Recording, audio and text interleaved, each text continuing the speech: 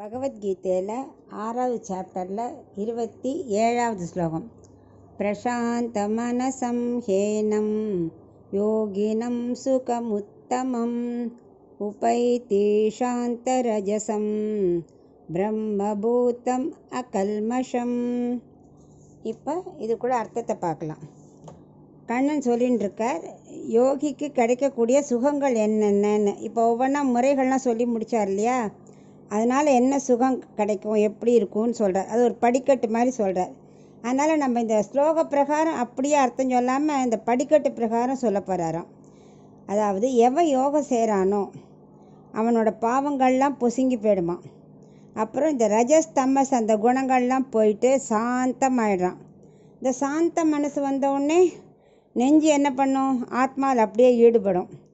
ஆத்மாவில் ஈடுபட்டவுடனே அப்படியே அவன் ஆத்மாவோட இயற்கை நிலையை அடையிறான். அதுதான் உத்தமமான ஆத்ம சுகம் அவனுக்கு கிடைக்கும்.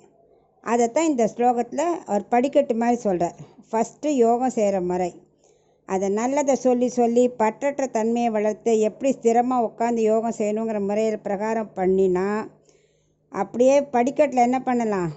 ஃபஸ்ட்டு நமக்கு பாவங்கள்லாம் போயிடும், ரஜஸ் தமஸ் குணம் போயிடும், நல்ல சாந்தமாயிடுவோம், நல்ல சத்வகுணம் மட்டுமே வளரும். அப்படியே நெஞ்சு ஆத்மாவில் அப்படியே ஈடுபடுத்துகிறோம். இயற்கையான சுகமான உத்தமமான சுகங்கள் இயற்கை நிலை அடைஞ்சவொடனே என்ன, அது அப்படியே ஆனந்தமயமாக இருக்குமா. எப்படின்னா, இப்போ பெருமாளை சேவிக்க போகிறோம், பெரிய க்யூ. நம்ம க்யூவில் முதல் படிக்கட்டில் காலை வச்சுட்டோமானா அந்த கூட்டமே நம்மளை அப்படியே கொண்டு தள்ளிட்டு போயிடும் மேலே பெருமாளை சேவிக்கிறதுக்கு. அந்த மாதிரி நம்ம முதல் படிக்கட்டு யோகம் வைக்கிறது தான் கஷ்டம்.